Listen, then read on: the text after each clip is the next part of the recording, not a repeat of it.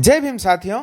आज के इस वीडियो में हम एक ऐसे विषय पर चर्चा करने जा रहे हैं जो केवल हमारी न्याय प्रणाली की संरचना से नहीं बल्कि भारत के लोकतंत्र के भविष्य से गहराई से जुड़ा हुआ है। आज के वीडियो का मुख्य विषय है भारतीय न्याय व्यवस्था में सुधार की आवश्यकता। यह विषय हाल ही में तब और प्रासंगिक हो गया जब भारत के मुख्य न्यायाधीश जस्टिस बी.आर. गवई ने हैदराबाद में स्थित नालसार यूनिवर्सिटी ऑफ लॉ के दीक्षांत समारोह में न्यायपालिका की गंभीर चुनौतियों और सुधार की सख्त जरूरत पर बेबाक टिप्पणी की। उनके शब्दों ने न केवल विधि जगत को झकझोर दिया बल्कि हम सबको आत्ममंथन करने के लिए भी बाध्य कर दिया।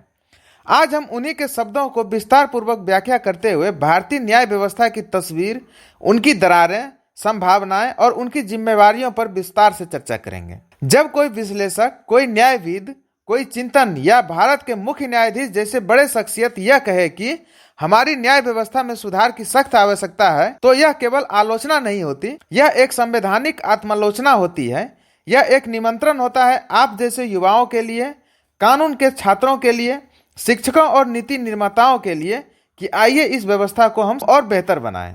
मुख्य न्यायाधीश का यह वक्तव्य हमारे लोकतंत्र के सबसे महत्वपूर्ण स्तंभ न्यायपालिका की आत्मा से निकली एक पुकार के रूप में देखा जाना चाहिए। भारत के मुख्य न्यायाधीश जस्टिस बी.आर. गवई का हैदराबाद स्थित नालसार लॉ यूनिवर्सिटी में दिया गया यह संबोधन भारत की न्याय व्यवस्था के ऊपर एक गंभीर सवाल खड़ा करता है। यह केवल एक औपचारिक भाषण नहीं है बल्कि न्यायपालिका की भीतरी चुनौतियों, युवाओं की भूमिका और सुधारों की आकस्मिक आवश्यकता पर एक नजर डालता है। भारत की न्यायपालिका दुनिया की सबसे बड़ी न्याय व्यवस्थाओं में से एक है, परंतु यह व्यवस्था आज विभिन्न जटिल समस्याओं से जूझ रही है। जैसे हमारी न्यायपालिका में मुकदमों का अंबार लगा हुआ है। देश के विभिन्न अदालतों में 5 करोड़ से अधिक लंबित मामले हैं, जिसमें से बड़ी संख्या जिला और निचली अदालतों में है। इसमें लाखों ऐसे मामले हैं जो 10-10 साल से लंबित है। किसी गरीब किसान की जमीन का मामला, तो किसी दलित महिला पर अत्याचार का मुकदमा, तो किसी मजदूर की पिटाई, किसी छात्र की जमानत सालों तक फाइलों में धूल खाती रही है। दूसरा प्रमुख समस्या है विचाराधीन कैदियों की त्रासदी।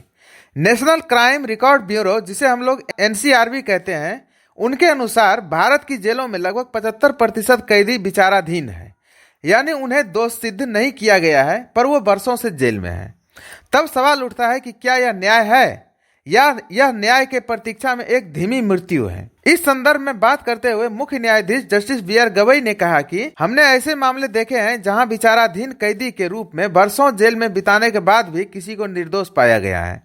आप कल्पना कीजिए कि एक गरीब युवक जिसने कोई अपराध नहीं किया, केवल इसलिए वर्षों से जेल में रहा क्योंकि उसके पास वकील की फीस भरने या जमानत देने की ताकत नहीं थी। इन सभी समस्याओं के लिए जो सबसे प्रमुख वजह है वो है जजों की कमी।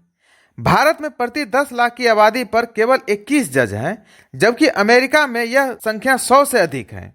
इसके अलावा तकनीकी आधुनिकीकरण का अभाव भी भारतीय न्यायपालिका का एक प्रमुख समस्या रही है। अब भी बहुत सी अदालतें कागज आधारित प्रणाली पर निर्भर है, जिससे न्याय प्रक्रिया धीमी हो जाती है।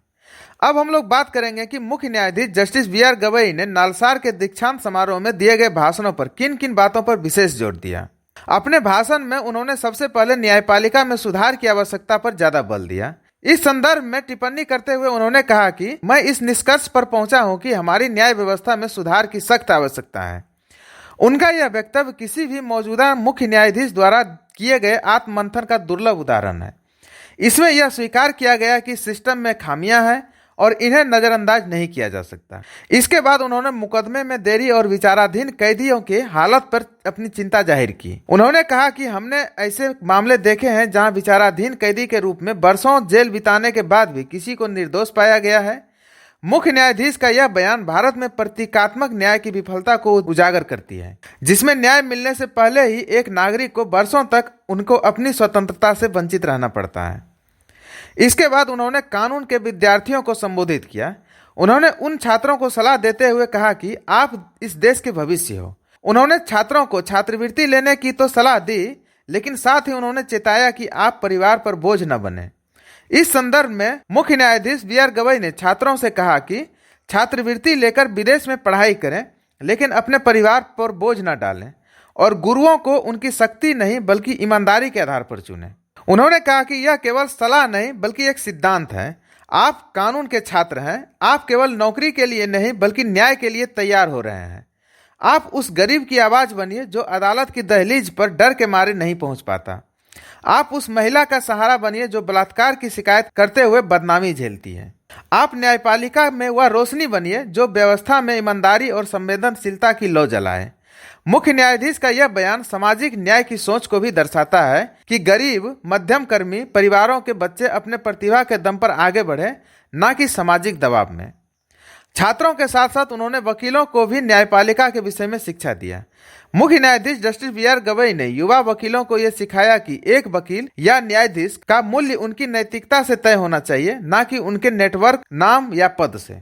उन्होंने अपने संबोधन को आगे बढ़ाते हुए इस बात पर भी ध्यान केंद्रित करवाया कि क्या हमारी न्याय व्यवस्था तक एक आम आदमी पहुंच पाता है। मुख्य न्यायाधीश ने कहा कि हमारी न्याय व्यवस्था आज भी आम जनता से बहुत दूर है। उन्होंने इस संदर्भ में सवाल करते हुए कहा कि यदि आज भी हमारी न्याय व्यवस्था एक आम आदमी से बहुत दूर है, तो फिर यह किसके लिए यह व्यवस्था है? क्या एक गरीब आदिवासी महिला सुप्रीम कोर्ट तक पहुंच सकती है? क्या एक दलित मजदूर जो स्थानीय जमींदार से पीड़ित है जिला अदालतों में वकील रख सकता है? क्या एक मुस्लिम कारीगर जिस पर झूठा देशद्रोह का आरोप लगा हो सालों तक लड़ने का सामर्थ्य रखता है? तो इसका उत्तर है अक्सर नहीं। इस मुद्दे पर अपना बात रखते हुए मुख्य न्यायाधीश जस्टिस बी.आर. गवई ने कहा कि हमारी सबसे बेहतरीन प्रतिभाएं हमें इन समस्याओं का हल खोजने में मदद करेगी। यानी अब समय आ गया है कि न्याय केवल सवर्ण, अमीर और प्रभावशाली वर्गों के लिए न होकर गरीब, वंचित और हाशिए के लोगों के लिए भी सुलभ हो। मुख्य न्यायाधीश ने जजों की नियुक्ति, कॉलेजियम और उनकी पारदर्शिता पर भी अपनी बात रखी। आप सभी जानते हैं कि भारत में कॉलेजियम प्रणाली के तहत जजों की नियुक्ति होती है, यानी जज ही जज को चुनते हैं। इस प्रक्रिया में पारदर्शिता की कमी लंबे समय से आलोचना का विषय रहा है। क्यों किसी वकील को हाईकोर्ट में नियुक्त किया गया? क्यों किसी जज का तबादला हुआ? क्यों किसी सीनियर वकील को नजरअंदाज किया गया? इन प्रश्नों का उत्तर जनता को नहीं मिल पाता है। इसलिए अगर हम जनहित की बात करें तो कॉलेजियम प्रक्रिया में पारदर्शिता और उत्तरदायित्व लाना समय की मांग है। उन्होंने अपने संबोधन में न्यायपालिका की सुधार की दिशा पर भी ध्यान दिलाया। इस संदर्भ में उन्होंने कहा कि अब सवाल उठता है कि हम क्या करें, इसके लिए क्या किया जा सकता है। न्यायपालिका में सुधार के विषय में मुख्य न्यायाधीश जस्टिस बी.आर. गवई ने कुछ स्पष्ट संकेत दिए हैं। जैसे उन्होंने ई कोर्ट और तकनीक का उपयोग पर बल देने की बात कही है। आज जब मोबाइल पर बैंक, शिक्षा और व्यापार हो सकता है, तो कोर्ट क्यों नहीं डिजिटल हो सकता है? डिजिटल फाइलिंग, वीडियो कॉन्फ्रेंसिंग, ई जमानत प्रणाली, इन सभी से न्याय की गति और पहुंच दोनों में बेहतर हो सकता है। इसके साथ ही उन्होंने क्षेत्रीय भाषा में न्याय उपलब्ध कराने की वकालत की है। उन्होंने सवाल करते हुए कहा कि बहुत से लोग हिंदी, अंग्रेजी या कानूनी भाषा समझते ही नहीं हैं, तो क्या उन्हें न्याय नहीं मिलना चाहिए? उन्होंने कहा कि अगर न्यायपालिका को आम जनमानस से जोड़ना चाहते हैं तो उन्हें मातृभाषा पर विशेष ध्यान देना होगा। कोर्ट की कार्यवाही अगर मातृभाषा में हो तो जनता खुद जुड़ेगी। इसके बाद उन्होंने फास्ट ट्रैक कोर्ट की स्थापना की ओर भी ध्यान आकर्षित करवाया, ताकि जनता को जल्दी से जल्दी न्याय मिल सके और अपराधियों के ऊपर त्वरित कार्रवाई हो सके। उन्होंने इस मुद्दे पर विशेष जोर देते हुए कहा कि बलात्कार, दलित उत्पीड़न, बच्चों के खिलाफ अपराध, ऐसे मामलों के लिए अलग फास्ट ट्रैक कोर्ट अनिवार्य है। इसके बाद उन्होंने इस बात पर न्यायपालिका को ध्यान दिलवाया जिसके लिए भारतीय न्यायपालिका का सबसे ज्यादा आलोचना होती है, वो है न्यायिक सेवा आयोग का गठन। आपको बता दें कि वर्षों से इस देश में अखिल भारतीय न्यायिक सेवा आयोग की गठन की मांग उठाई जा रही है। मुख्य न्यायाधीश जस्टिस बी.आर. गवई ने जनता के इस मांग को अपने संबोधन के जरिए रखते हुए कहा कि जैसे प्रशासनिक अधिकारियों की यूपीएससी परीक्षा होती है, वैसे ही एक नेशनल जुडिशियल सर्विस कमीशन होना चाहिए जो प्रतिभा के आधार पर निचले स्तर से लेकर हाईकोर्ट तक न्यायाधीशों की नियुक्ति करे।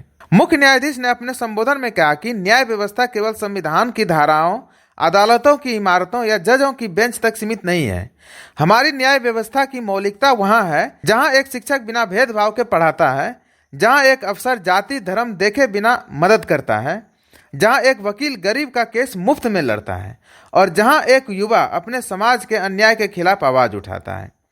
यदि भारत को एक न्यायप्रिय और समावेशी राष्ट्र बनाना है तो इसकी न्याय व्यवस्था में बुनियादी सुधार जरूरी है। मुख्य न्यायाधीश जस्टिस बी.आर. गवई का बयान एक चेतावनी भी है और एक अवसर भी है। चेतावनी इस बात की है कि यदि सुधार नहीं हुए तो यह प्रणाली अपने ही बोझ से टूट सकती है, और अवसर इस बात की कि आज की युवा पीढ़ी, चाहे वह लॉ ग्रेजुएट हो या आम नागरिक, इस व्यवस्था को बेहतर बनाने में योगदान दे सकती है। न्याय केवल अदालतों में नहीं होता, वह हर उस स्थान पर होता है जहां इंसान इंसान से ईमानदारी, समानता और संवेदनशीलता से पेश आता है।